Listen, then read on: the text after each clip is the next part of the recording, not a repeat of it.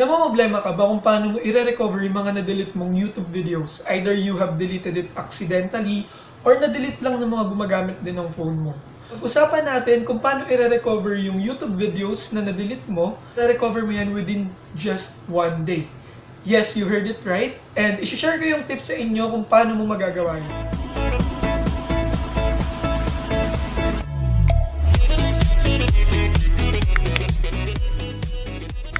Hi guys! Welcome back to my YouTube channel. This is Russel again, and you're here at RG's Vlog.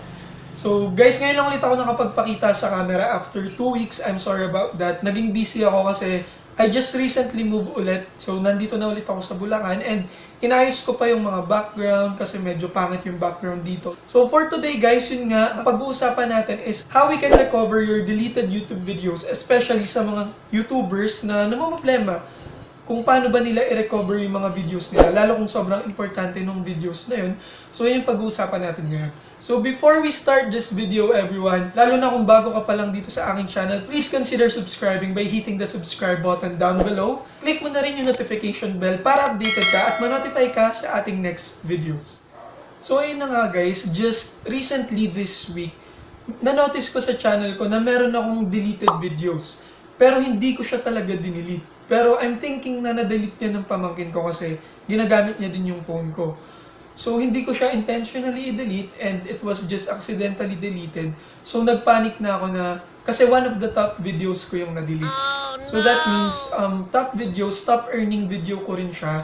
So kaya nagpanic ako kung may possibility pa ba na ma-recover, kung ano ba yung ways para makuha ko ulit yung video na yun. Kasi sayang nga, lalo for small YouTubers like me, kung may mga na-delete videos, especially if that's one of your top performing videos, medyo nakakapanghinayang siya kasi nakaka-earn ka na dun eh. And you have more views na dun sa video na yun. So itong video na yan, yung cyberbacker, na-delete siya. So hindi ko alam kung anong gagawin ko. So I've searched online kung ano ba yung mga ways.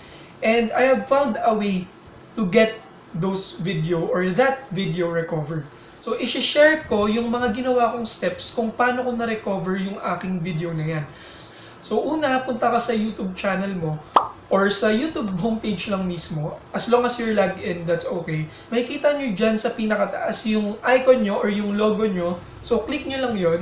Then, once you click on that, click nyo lang yung help. So, kapag na-click nyo na yung help option dun sa part na yun, makikita nyo dyan, need more help. So, click nyo lang ulit yung need more help. And then guys, ayan, may makikita kayong dalawang option. Number one is to get creator support. So, support for YouTube creators like us. And then number two is to connect with YouTube help community. So, yung pinaka-ideal na iselect na option dito is yung get help with creator support. Kasi directly tayo ko-contact sa creator support for us to request na i-recover yung video na na-delete natin. Click nyo lang yung Get Creator Support. Pag na-click nyo yan, makikita nyo, there are a lot of options. Depende kung ano yung issue nyo na gusto nyong i-coordinate with them.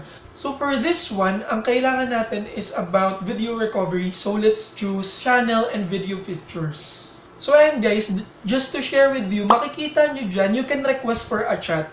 So yung chat nila, live chat agent. So, pero when it comes to video recovery, kasi ang ginawa kong option una is to chat with them. So nung nag-chat ako sa kanila, ni-refer back din nila ako to emailing creator support. Kasi yung form na kailangan i-fill out, through email lang siya available. So it's better to go straight to emailing them.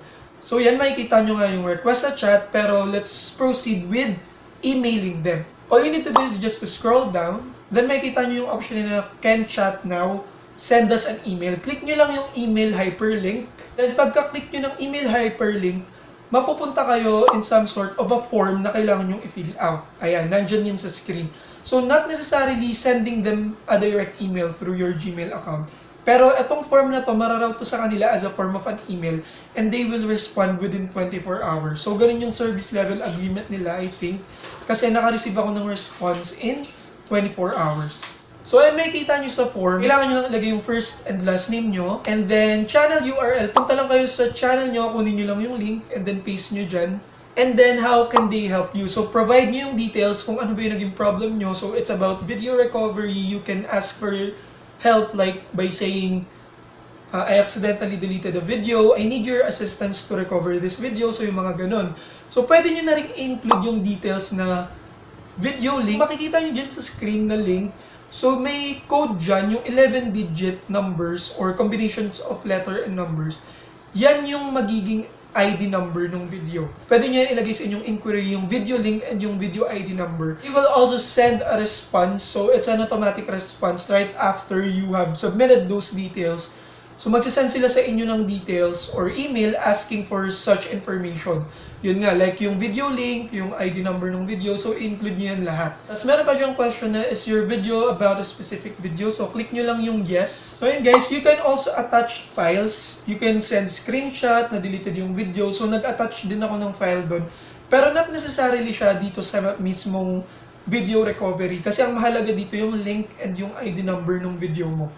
Or either of the two, kasi parehas lang naman yun. And then once na-fill out nyo na yung mga details na yan, click on submit lang, and then makaka-receive kayo ng email sa kanila. Share ko lang sa inyo yung email para makita nyo yung actual email na na-receive ko from them, and how did I respond dun sa email na yun.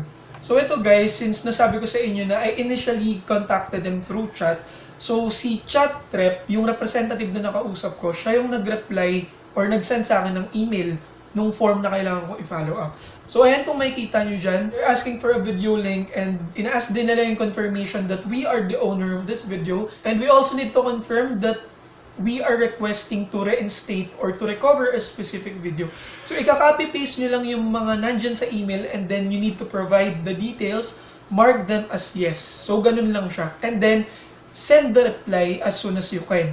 And ayan, kung makikita nyo nga sa screen, kinopy-paste ko lang yung mga needed information, tapos sinagutan ko lang siya, and I sent it to their support team or to the chat representative as a reply. Na-send ko siya July 1, 7:59 AM. Tapos I told you guys, diba, within 24 hours makakakuha kayo ng reply. Please check that email on the screenshot. So yan, nag-reply agad si representative July 2. So the following day, July 2, 6:20 AM. Sabi niya dyan, your request has been processed, then please allow 24 hours for the system to update. So nung na-receive ko tong email na to, yun, sabi nila another 24 hours to update, pero I immediately look at my studio, at my videos, and I'm very happy na na-recover na yung videos ko. So ayan, kung makikita nyo guys, bumalik na siya, nandyan na ulit yung video ko. Less worries, so wala na akong iniintindi na paano ko ba i-recover yung videos ko kasi one of top earning videos ko nga to. Kaya ganun na yung urge ko to recover this video. And finally, within just 24 hours or within just one day, naibalik ni YouTube yung video ko na accidentally deleted. If mangyari din sa inyo to, make sure to change your password kasi alam niyo na there are hackers right now. Baka mapasok nila yung account nyo and makompromise. Hindi ko talaga alam guys kung paano na-delete yung video ko. Pero I'm very happy na na-recover ko siya at ayan, continuous na rin yung panonood ng mga viewers sa video na to. And if you will notice, nung na-recover yung video, nandyan lahat guys, walang tinanggal si YouTube. Ultimo lahat ng views, lahat ng likes, even dislikes, and all the comments are all there. So kapag nag-request ka and nag-grant yung request mo to recover your videos, lahat yan babalik. So walang labis, walang kulang, andyan lahat. Make sure that you follow the instructions and you provide yung mga kailangan nila na details. Kasi kailangan ma-provide mo yung details na yan. Yan yung mga required na details for them, of course, to process your request. So ayun guys, ganun lang kadali mag-recover ng videos within just one day. Makukuha mo na agad ulit yung pinakamamahal mong video. So ayun guys, I hope na makatulong to sa mga YouTubers, especially dun sa mga small YouTubers like me na talagang may mga na-delete na videos accidentally and they're already earning dun sa video na yon. So please do follow the steps na shinare ko sa inyo. Madali lang yan. And I hope na mag-grant yung request nyo to recover your videos. So if you have questions, feel free to comment down below. So mag-comment lang kayo dyan. I'll make sure to reply to those comments. And please don't forget to like this video guys, lalo na kung nakatulong to sa inyo. And don't forget to share this video as well dun sa mga nangangailangan ng video na to. Especially sa mga YouTubers. So please don't forget to like our Facebook page, which is RJ's Vlog, and follow nyo rin ako sa aking social media accounts. So nandyan yan sa description box lahat, pati yung link ng ating Facebook page. So gusto ko lang mag-promote ng channels para makatulong din sa mga small YouTubers like me. If you're looking for content creators na mapag-good vibes yung mga videos, so you can also consider subscribing with Miss Matibay Adventures. Please consider subscribing sa channel din niya.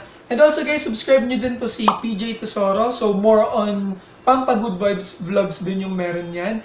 And Matthew Biasca as well. So yan mga tropa yan. Please guys, consider subscribing to their channel. So tulong na rin to for small YouTubers like us. So yun lang naman guys, lahat ng gusto kong i-share sa inyo for today. And I hope na nakatulong tong video na to. And if you are new to my channel, please consider subscribing as well by hitting the subscribe button down below. Click mo na rin yung notification bell for you to be updated once we upload new videos. Thank you so much for watching guys up until this point. I will see you again in our next videos. Bye for now!